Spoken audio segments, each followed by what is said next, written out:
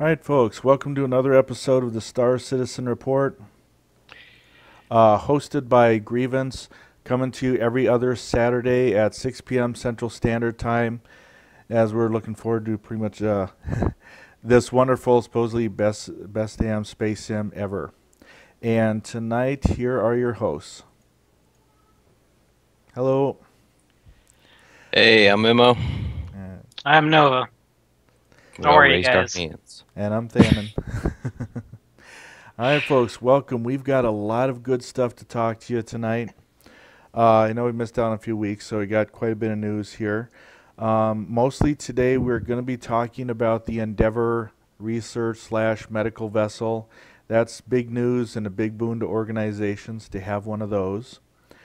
We also know there's a new Fly Free event out of DragonCon. We will also have discussion of the latest news of the Caterpillar. Got a lot of folks in the guild interested in that. And how about that? It's been 25 years since the release of the original Wing Commander.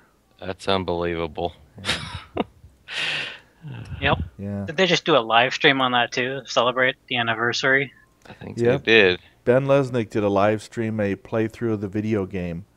I wonder how long it took him, because if I remember, that game was like either 16 or 20 missions, and some of them kind of hard.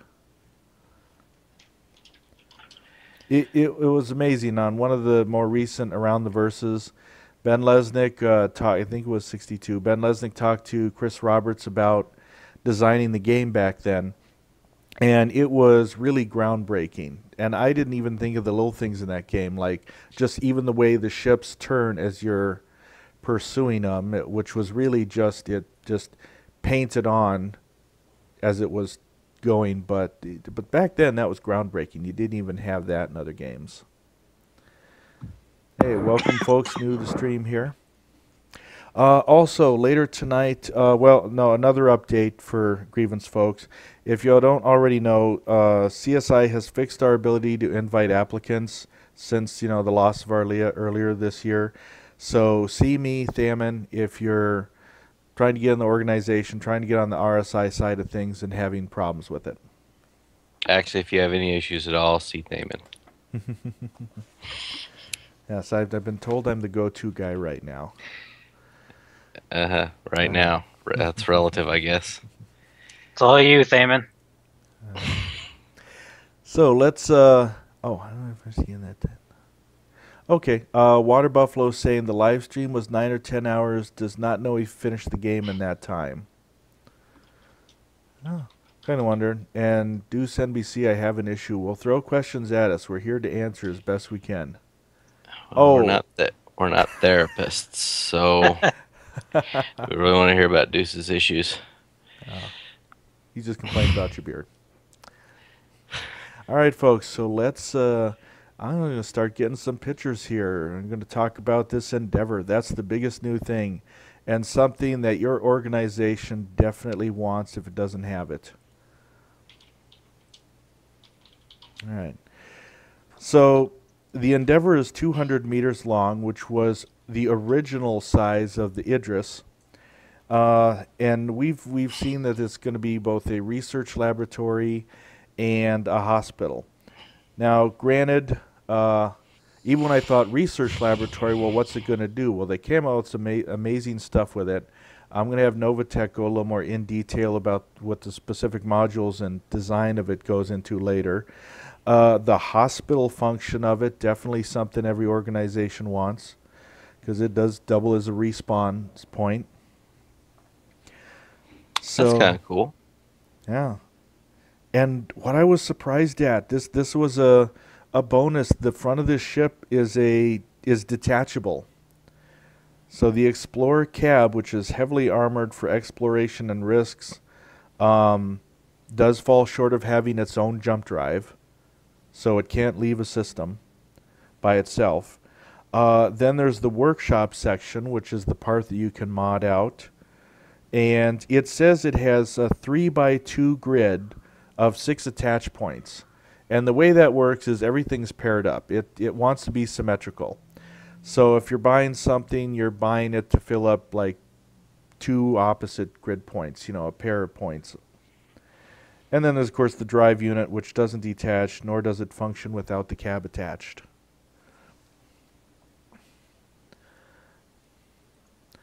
And I'm going to show something else here. I was granted permission to use a video from Teller. Let me go into this because Deuce is asking, do we have one? I think we have two. Novatek, yeah, Wilshire, I think, was one looking at them. I'd say one or two more actually in the organization. I'm not totally certain on if another one did. But yeah, and I'm going to get into prices of these two, but let me show you this video I got here. So this is from Teller on YouTube, and he's also on Patreon. He makes some videos, Star Citizen related videos, and it's going to show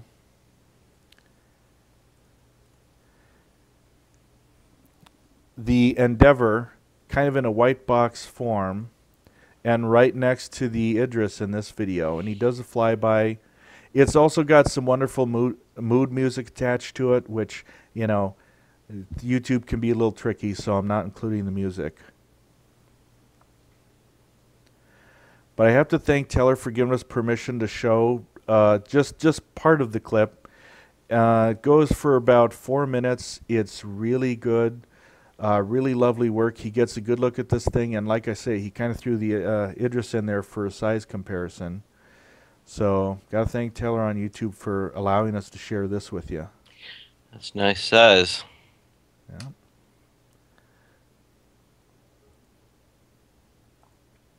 Alrighty. And I did enough farming in ArcAge to last me a lifetime of gaming. But I like the other aspects of the ship. I can see how having a respawn point at your disposal would be really nice. Yeah, they're going to be necessary for organizations. It's unlike some of the fantasy games that we're used to playing. It's not like you die and a healer right there reses you and gets you back into it. You know, the gotta go to the medical bay and patch you up. Mm-hmm. Let's see. I'm going to show some more pictures here, and we're going to talk a little more in depth about what's offered. So, and I'm going to go down prices too, because that's important for all of us. Whether, you know, how bad is our wallet going to take this hit? So as I said, there's symmetrical pairs. If you think of down 3x2, one is the biodome, which was up here just a moment ago. Agricultural food that can be resold, and it's sold in a pair of domes, of course, for each side. The limit is 2 pairs per Endeavor, and that's $100 each for a biodome. Telescope array, $125, and that has a stellar observatory, nav point studies, helps with exploration, and you could only have one of those mounted per ship. Also a super collider. Now that's the version of the Endeavor we're seeing in these pictures that have that big ring around it. And I kind of wondered, oh, okay, yeah, what are we going to do with a super collider? Well, very important. That's your overclocking facility. You know, that's going to be important for folks down the line. $125 though, just for that module. I think I think it would have to be paired up with a hangar, because you're going to want to fly your ship there to overclock the parts. Okay, oh, go ahead. I was saying very true. I was agreeing with you. Deuce, can your Orion dock there? Now, they have said if you can fit it in the hangar, you can dock it. That being said, I think only the Orion's nose would get stuck in the hangar. I do have the actual physical layout stats of the hangar, which I'll get down to in a moment. Multi-purpose pods. So these are some smaller ones you could add on. A service equipment and crew pod, 2x1, so it's symmetrical for both sides. Just $25, additional crew. A general research pod, $45 for multifunctional research pursuits. Again, I'm going to have Novatek get into a little more detail on these in just a bit. That's $45. A general science pod, $45. Also a 2x1. Installation points for a variety of scientific computers and data banks. and a fuel pod, which now they said AKA standard cargo pod, which isn't correctly true. Um, they said in certain situations you can store munitions or battery packs, but it's not really a cargo pod. That's $35. It's a drop tank. Um, I'll break from that quick. Rise Brothers TV. Any idea for the unknown ship going to be revealed at CitizenCon? Now, I don't know. I don't know if anyone else can answer that question. I'm sure Novatek is wrong in chat here. Death Star, I doubt it. X-Wing fighter. But I can imagine how I would mod out a Death Star. Do you really need to mod out a fully functioning Death Star? Isn't it already modded out at that point? So to get on the rest, and the other important parts we've looked at on the ship, there's also the medical bay, and that takes up 2x2 area. $75 for that. That is your hospital, operating rooms, recovery rooms, and as well your landing bay, 2x1. So that's symmetrical, doesn't take up much room. That's also $75, and that's your large hangar underneath the spacecraft. It says supports multiple red cutlasses. It sounds like 2 cutlasses could fit in there comfortably, or any sufficiently small craft. And it did say, though, you can buy, there are options. You can buy sets of this ship already pre-made. And I'll go over those. If you buy the base, if you buy no modules, that's still $350. So still a pricey ship just for the skeleton. Okay, sorry, I was catching up on the chat here. They're discussing the prices, and yep, Discovery class $425, and that's the one with the multi-purpose labs and storage facilities. So that's the service and crew enclosure, the general research pod, and the general science pod. And we'll go into that. Yeah, that can be your illegal drug operation one if you want. The Hope class, $450. That is your medical and launch bay. So that's your hospital ship, your respawn ship. The Olympic class is $500 and it's agricultural. That comes with 2 biodome sets. And the reason they said, now biodomes are, 2x1, and the reason they said you still can't have 3 of them, 3 sets on a ship is they're too large. But you could still get the 2 biodomes and have like a smaller piece in the middle. Then there's the master set. $900 gets you that base ship and all the current modules, lifetime insurance on all this stuff because it's new, and your extra stuff would be stored in the hangar when you're not using it. I thought it was interesting that they saw the need to specifically point this out. The master set cannot launch with all included modules active simultaneously. Just in case somebody was wanting to try that. And like I say, we know at least one grievance member bought a master set version, so spent $900 on the big one. They gave us a little comparison to other things too. Now the Endeavor at 200 meters is now slightly shorter than the current Idris P frigate and longer than the Orion. Yet for those folks who own an Orion, the Orion is several times heavier, like 5 times as heavy as this ship. So sorry, Deuce. It's even a little longer than the Reclaimer there, Memo. That's okay. It'll still fit squashed up into a block inside the Reclaimer. That's all that matters.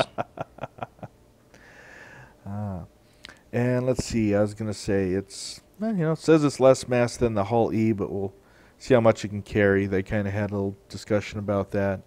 Novatek, if you want to go ahead and explain for us, Tony Zervik had some design notes on the modules. So, sure. All right, let's talk about the biodome. These are the ones that designed to support agricultural operations. Nudge, nudge. adapting and growing foodstuffs that could be sold for a profit on the market. So if you want to grow beans in space, you can grow beans in space. And Air is does limited. Yeah, I know. I yes. was thinking Point, yeah. beans, really, you say.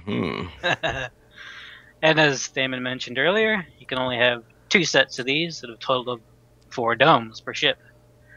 And that'll set you back at about $100. Next module we have is the telescope array. And this array turns the Endeavour into an extremely powerful stellar observatory. Think about this. Star Trek Voyager's astrometrics lab. You know, all the detail in space, plotting courses and stuff like that. Well, this will also allow you to gather the space data. And then thus could be sold on the market for a high price. Space data, that sounds like a generic term you just made up on the spot. Space data. Space data. You want to elaborate on the space data? Astrometrics, planets, wormholes, space dust, I don't know. I like Anyways. putting Nova on the spot. It's almost as fun as putting Thamin on the spot. Jump points. Yeah, There's a lot of there you stuff go. we can discover that players will pay for. Kind of like EVE Online. You record a bookmark and you sell that. And 1 telescope array per ship. $125. Yeah. And next is the Super Collider. And this module will allow you to tweak and overclock starship components, such as boosting weapons and thrusters to theoretical limits. So maybe later on you can take a race in your Endeavour. I don't know. $125 for that one. Obviously, for our members that already bought the master set or have that included, yes, there's your guy to go to for your overclocking and getting your ship better. All right, next section we have the multi-purpose pods, and in this section we have the equipment and crew pods. Basically, this pod will allow crew facilities for longer space missions and additional crew. It's pretty cheap and decently priced at $25. The General Research Pod, or the GRP, can support a variety of specific scientific pursuits such as microscopy, zero-G experiments, biological studies, and the like. And this module is also capable of cataloging new experimental data and producing cutting-edge components, which I imagine is building materials. And also, the GRP is intended for legal experimentation by the UE only, or you can pursue illegal drug operation. Yeah, that's what I was thinking too. And between that GRD and GSD, going through my notes here about where you can develop that stuff and be selling it for the profit for everyone. So I was kind of going over. I was trying to look over my notes real quick. And as Streak pointed out, Memo can fly into an asteroid even faster.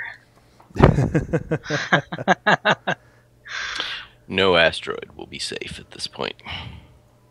They're all mine. That's okay. We crash hard enough into one, it hollows out and becomes somebody's new hangar. Yeah, we crashed into each other bad enough, so. Alright. Gotta make them asteroid hangars some way. That's right. Alright, the other science pod is a installation that has scientific computers and data banks. This module also processes data gathered by the research pods and telescope array into valuable data for sale and trade. So again, nav points, planet data, star data, whatever. $45. And we have the fuel pod, which is also known as the standard cargo pod. And it takes up a minimum amount of space and just basically used for additional fuel for long-term missions. $35. And the medical bay is a large set of attached rooms that act as a hospital, operating rooms, recovery rooms, and much more. So I'm assuming this is where you're going to go die and get repaired, patch you up, and send you out again. And that's why I thought that one was really important, how they kind of went into detail about that one, and as far as the process of how it goes on. And this, go ahead. No, I was going to let you go ahead and go more. And this module is also intended to operate alongside the optional landing bay, varying patients from the battlefields and disasters. And this will set you back. Memo running into an asteroid, right? That's right. $75 for the medical bay. And the landing bay is directly attached to the laboratory pods, and that supports hospital operations. Has room to support multiple red cutlasses, as Thamin mentioned earlier, so I guess 2, and features decontamination facilities, so radiation in space. It also functions alongside standard scientific modules and can support sufficiently small spacecraft. $75. And Memo already talked about the different kind of presets you can buy, so I won't go into that. So it's back to you, Thamin. All right. And I thought a big thing about this too, is the mechanics where they mentioned something on it about ID beacons. And that, to me, it can tie into all this stuff, but especially the medical. It's like a player or ship can transmit a signal where they're asking for a service or offering a service. And that can be also like if you've had to eject and you're asking for a rescue. On the flip side, the hospital ship can be putting out a beacon that, hey, we're a respawn point here, but here's our price. So these ID beacons play a valuable role in whatever service one player may be looking for or offering to somebody else out there in space. You can tune into this stuff on your radar. You can be looking for this stuff.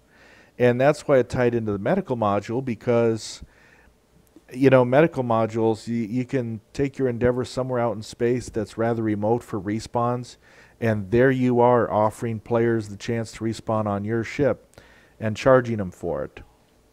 Now let's say them and their friends are all suddenly respawning on your ship after whatever tragedy happened befell all of them. They can all sit, you know, they pay your price, they all sit in the waiting room. They can order a new ship. And now it says that the person who owns the Endeavor is actually paying the premium to get that ship shipped there on short notice, but that's why they can also set the prices for, you know, the res and recovery. And then these players can go down to the hangar, get on their ship, and fly off. Definitely something, and Deuce, no, it does not say it comes with a holographic medical doctor. Yes, it does. Yes, it does.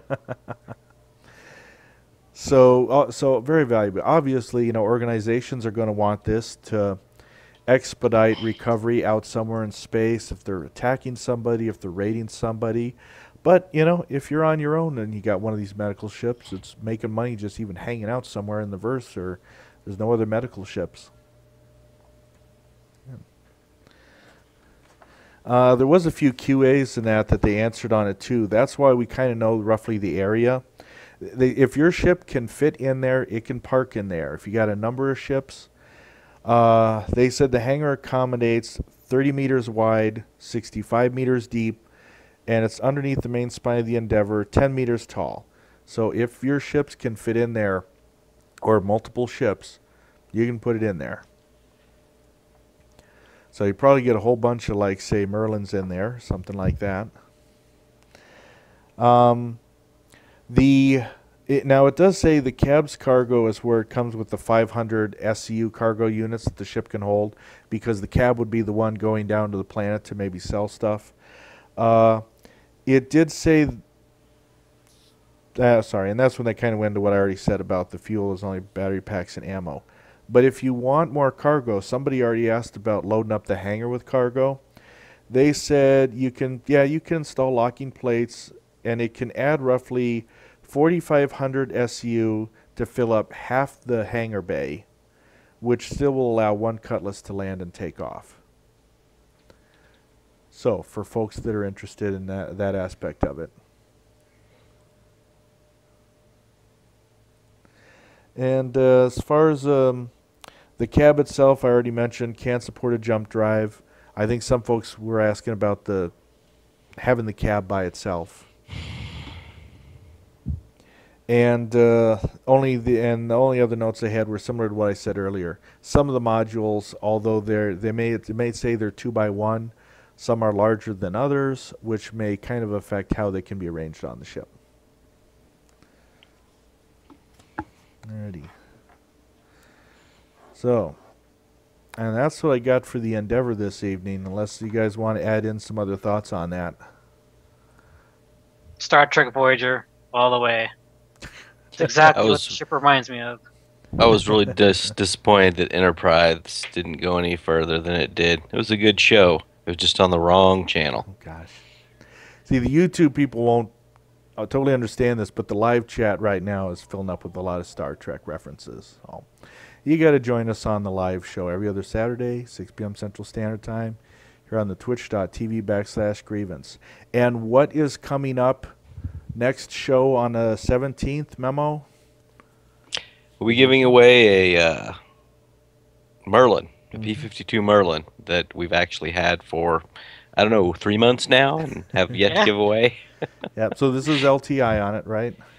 I believe so. It was the special edition when they had. So I would guess so. I can check, I guess. And what do people got to make sure that they do?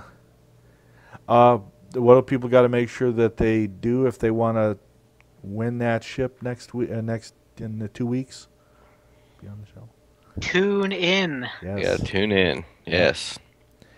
Got to be in the audience. We'll throw you a memo, or we'll come up with a trivia question. If you're the first to answer it here, and you have to give us our information, but you win a Merlin.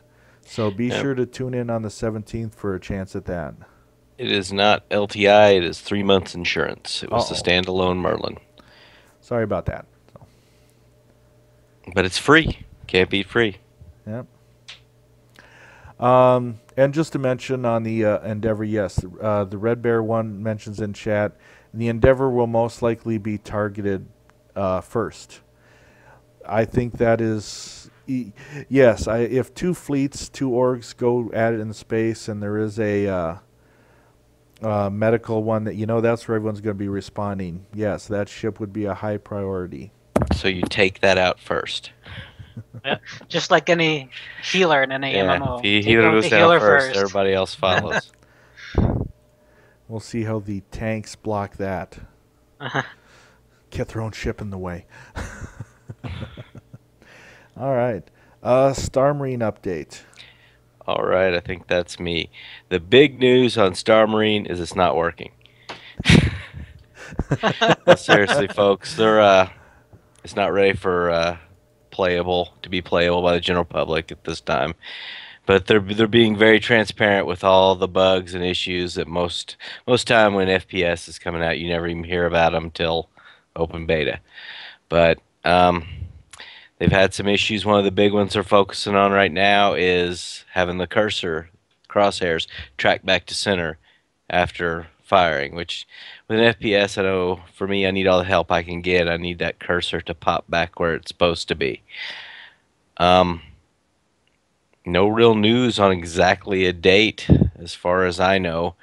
They're still working on the bug fixes. They put out an update on the 2nd, October 2nd, with the whole list of things they're working on, and I'll post a link. You can go read about every little thing they're working on. It's a fairly extensive list, but I'm pretty impressed with their progress.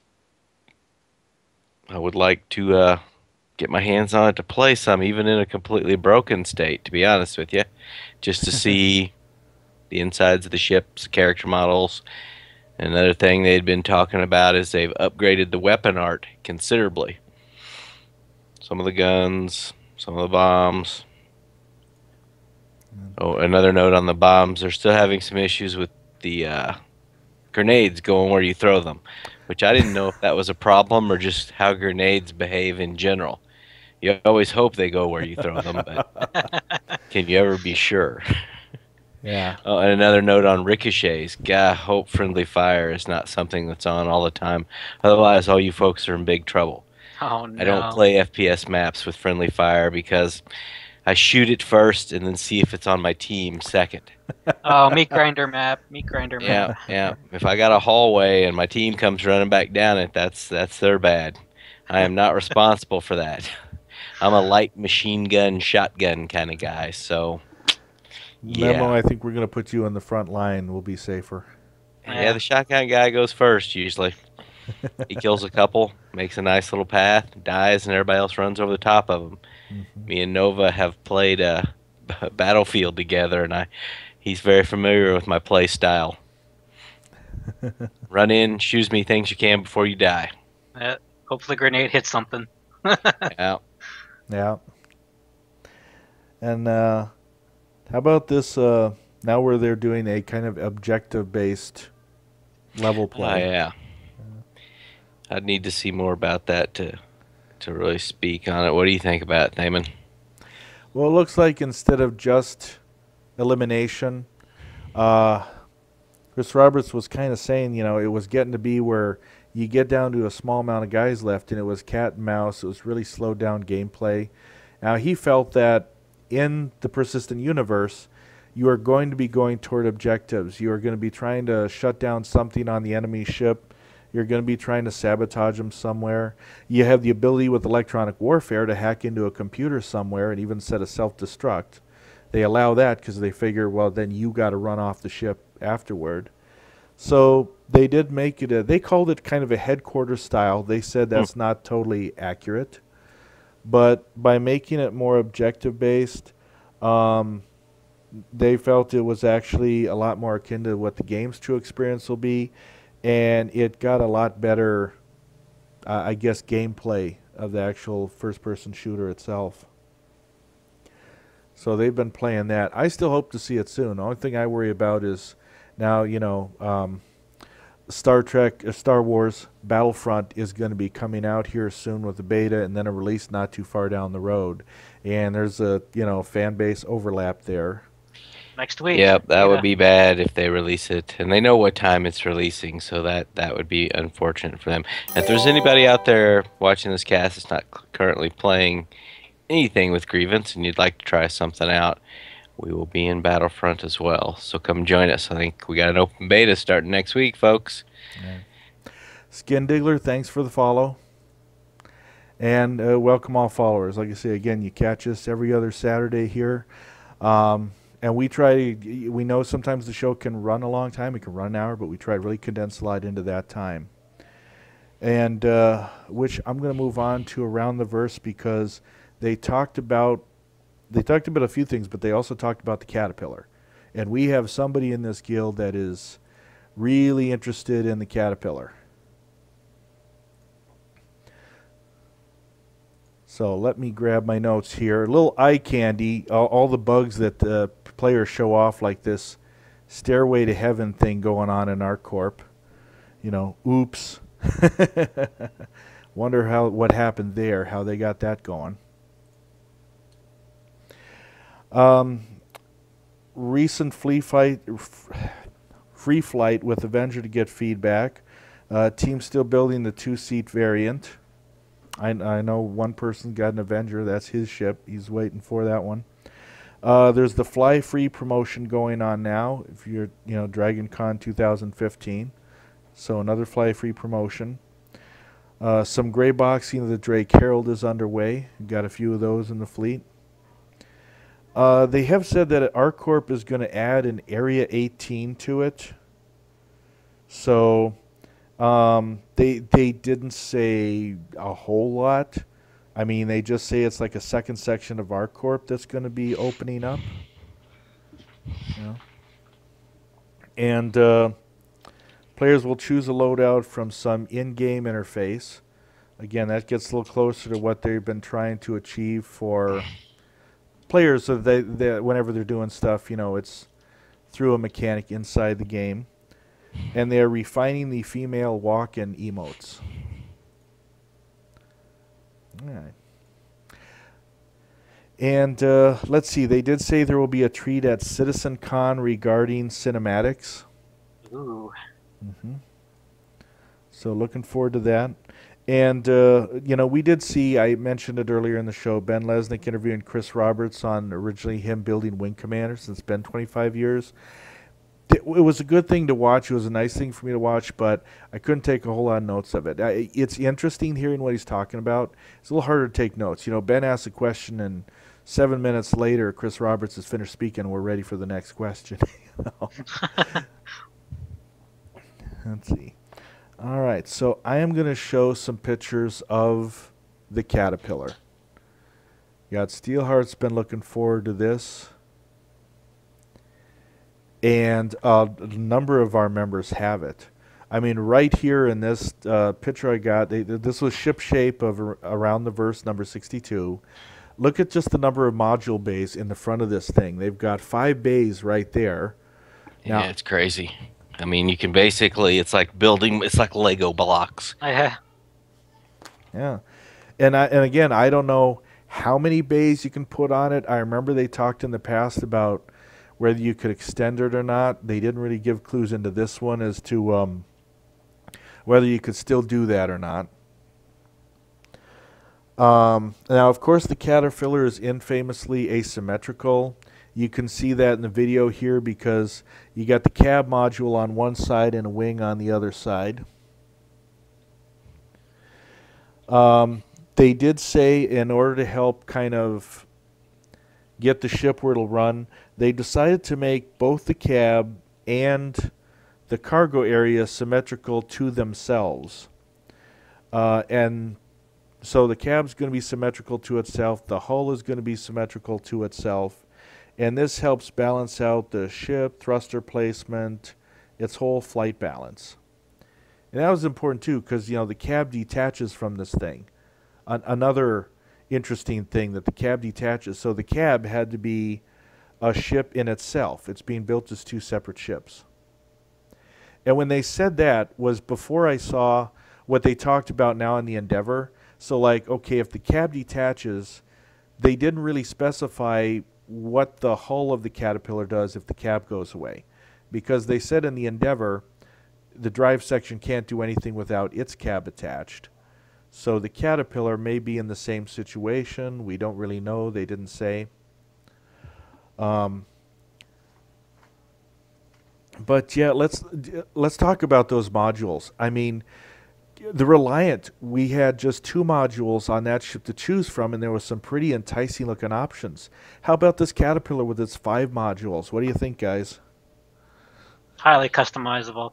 Yeah, I mean, whatever you're gonna do, you got something you can do with it. For me, I don't know. All the modules, I would be hard pressed to pick exactly what I wanted it to do at any given time, and then I'd have to have all the other modules to add in and out. By that time, I've got an Endeavor. And I got my Freelancer. Yeah, here I got my Freelancer too. But I tell you, it's a tempting ship. Just thinking, boy, what could I do with 5 different modules? How could I plan that thing out a little? This is a good example of a ship that started out almost as something completely different than what it has come into. It was a concept ship that went up with a rough graphic of it, and it's morphed up to what it is now, pretty much, to be a completely modular ship. And I am going to jump ahead here because there's a spot here that it shows some of the modules that they are planning. And here's what I was able to glimpse looking at this thing. There is a salvage chop shop There is a medical bay. There's a launch one, which I assume means this thing can now carry missiles as well. Woohoo! A barracks / personnel one. Gotta have missiles. Yeah. And I'm going to pause here because in the midst of all this, this is a shot of one of the cargo bays. And as you can see, it's more fleshed out than the rest because that's what the Caterpillar originally started at. You know, this is where your loot's going after the pirates get you.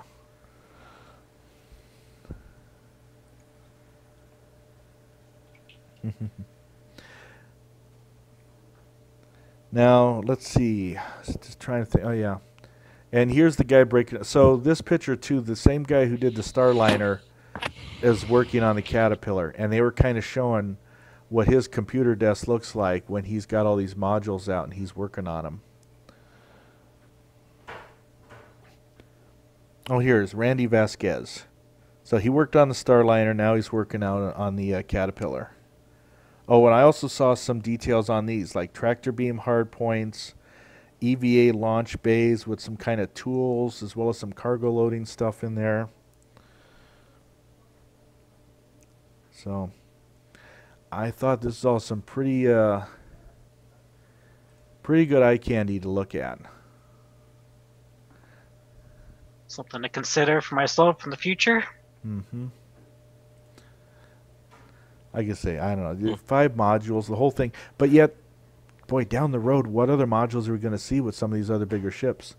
What modules might the Reclaimer come up with? What do you think, Memo? They throw some other options? You're going to maybe buy some stuff to switch out?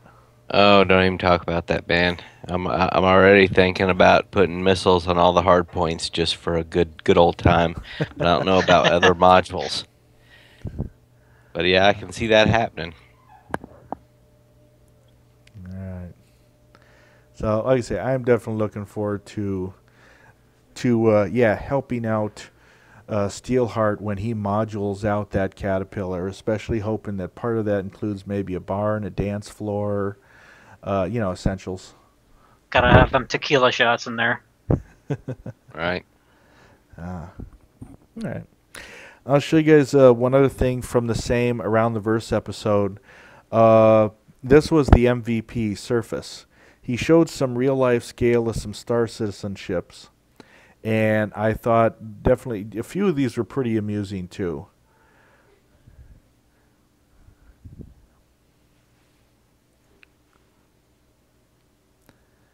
They kind of snuck these in. And Aurora does look, right about the size of an 18-wheeler. Yeah, pause. You can see some of this. I thought it interesting that the one with all the cops gathered around this car has got the Cutlass sitting right there in it. Nice. Little size comparison with an attack helicopter and the I forgot the name of this ship. The one from the Starship contest. Great Starship. Oh, yeah. Oh, man. Now that's going to bug me. I thought it was another R. Someone in chat's got to know. All right, Board Gamer UK, thanks for the follow.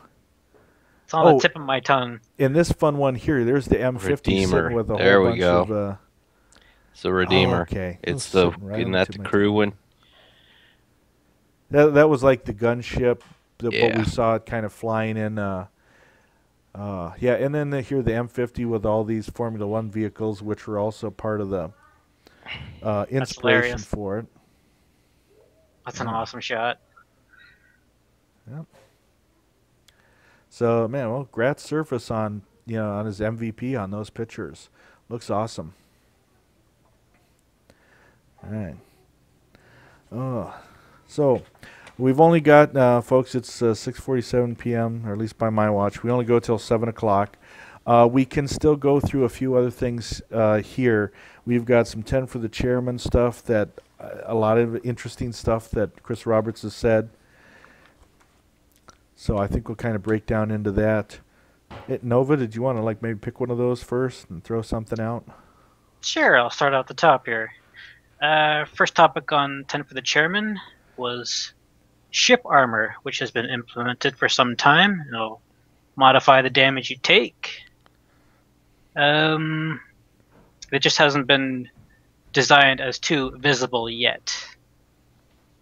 Yeah. Coordinates in the verse starting at 00, which is the center of the system, or between a dual star system. 1 unit equals 1 meter. If you find something in space, you can set a defined nav point so your friends can go to there as well. Yeah. And I thought it was interesting because even though we were talking about those nav points, remember they wanted to do ship orbits and such, but that completely throws off the XY coordinates if the planets are actually moving around the stars. So he didn't sound like he necessarily had what the fix that was going to be like for that. I know I'd be perfectly fine if they were just even stationary. Hey, Water Buffalo, thanks for your concern. I was just looking at mine, and I think actually it's on my end that there might be some buffering. The signal probably it doesn't look like it's actually quite as good now as far as what's going out. So otherwise, I encourage everyone, to catch us on YouTube too, including past episodes. We're on Grievance as the YouTube channel, and we've got Star Citizen lineup of our past shows there, so it's something to check out. All right, let me go ahead and then jump to the next one. NPCs will be necessary for certain larger ships, but they kind of run like the Artificial Intelligence in Squadron 42. They won't be as self-aware as the player, and they may need more direction, telling somebody you be the gunner, and so they'll cost more the more skilled that they are. But as they didn't say there, but we know from the past, they will skill up over time if you're keeping them long term. That's good. Okay. No view. Oh, I'll grab. Organization versus org and advocacy versus organizations. You can participate in guild wars. There will be places that organizations will want to control, which may involve hundreds of people, even though they may not all be in the same instance at the same time. But they said it could include capital ships and combined arms, so there can be some big targets out there for organizations to fight over. But Nice. but they also did say, yes, an organization can also become an enemy of the state if they're attacking UEE property, and you will develop a rep for that. It'd be interesting to see what develops from that. Mm-hmm. NPCs won't do tasks for you while you're offline, but may perform chores while you are online. Who doesn't want to send their minions off and then log off? I mean, I understand the logic behind it, but you've built those minions up to do specialized tasks with you, and the wife aggro is becoming overwhelming, so you can't just send your minions off and go about honeydew lists. Mm-hmm. Like, too bad you can't get them to sweep the floor and Right. clean the windows outside. Clean the gutters. Yeah. Yeah. Servers only split up people as they fill it. Yeah, see, this one was confusing to me because it says it groups orgs and fleets together. Well, you're going to have some orgs and fleets out there that are a server full of themselves almost. Yeah. So you're going to have people, dominating a server pretty much is the way I interpret that. What do you think? Well, dominating an instance of it, they've still said, you could be... You could have a whole fleet of pirates in one instance of an area, and yet if there's so many people, then another guy comes traveling along who's actually got cargo, and he's actually another instance because the other one's so filled up. So that can happen. But yeah, it does say, they try to group you and your fleet and your friends together. It still sounds like they're still deciding exactly how the system's going to handle it when you're kind of hitting the limit of it. Because that's going to happen with even Operation Pitchfork. It's going to happen. Yeah. I think I'm going to jump past that next one for a bit here. So it does say players will be able to drop and trade items or strip enemy players of weapons, though it may not be in some of the first releases of some of these first-person shooters and such. I thought it was interesting, though, they said as shops come online in the Arena Commander in ArcCorp and such. The Voyager UEC store, that's going to be eventually coming offline. Makes sense, right? Mm-hmm. It's all going to be happening in the game there.